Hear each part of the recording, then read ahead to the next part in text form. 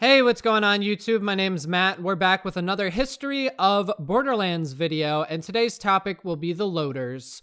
The loader bots were essentially created by Gladstone Katoa, as he was the one that created the first constructor prototype. Gladstone was also responsible for starting the research and development program on the Helios moonbase.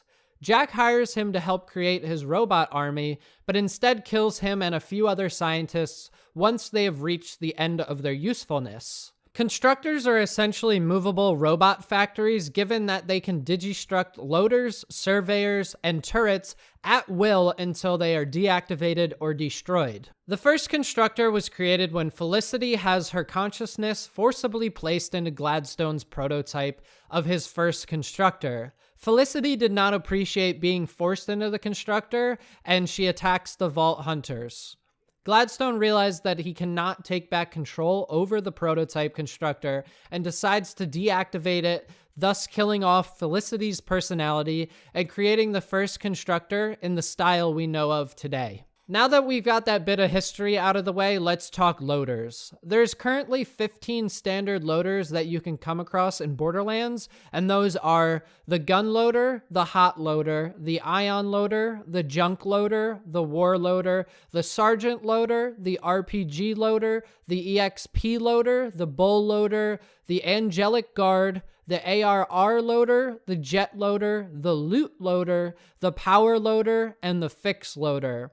There are also badass and super badass variants that are seen much less but are quite strong. A few of the loaders come in loot midget forms as well, which are the gun, jet, and war loaders respectively. Loaders aren't exactly very durable considering their design flaws. The standard loaders seen in Borderlands 2 have many different flaws, like being susceptible to corrosive damage, limb damage, optic damage, which is their red eye, and the fact that they telegraph their attacks through holographic symbols that display when they need to be repaired or when they're about to throw a grenade.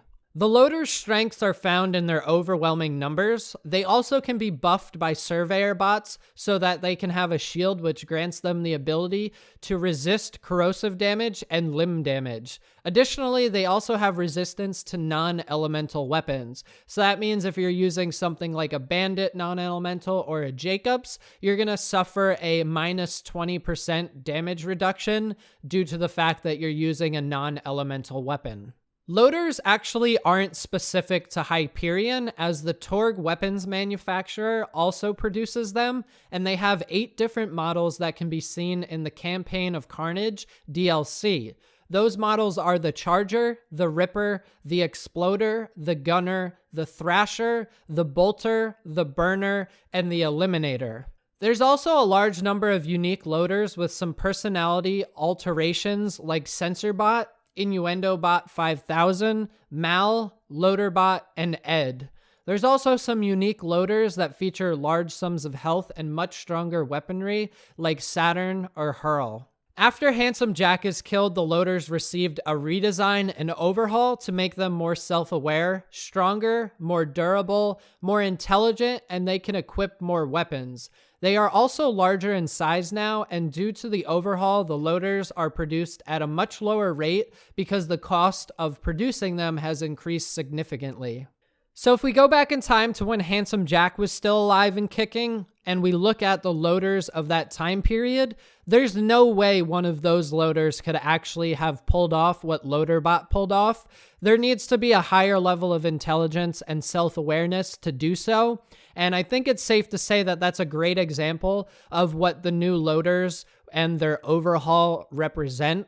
They are a lot more dangerous, and I think if they end up being an enemy type in the next game, they will be much more dangerous because they overall are just better in every category.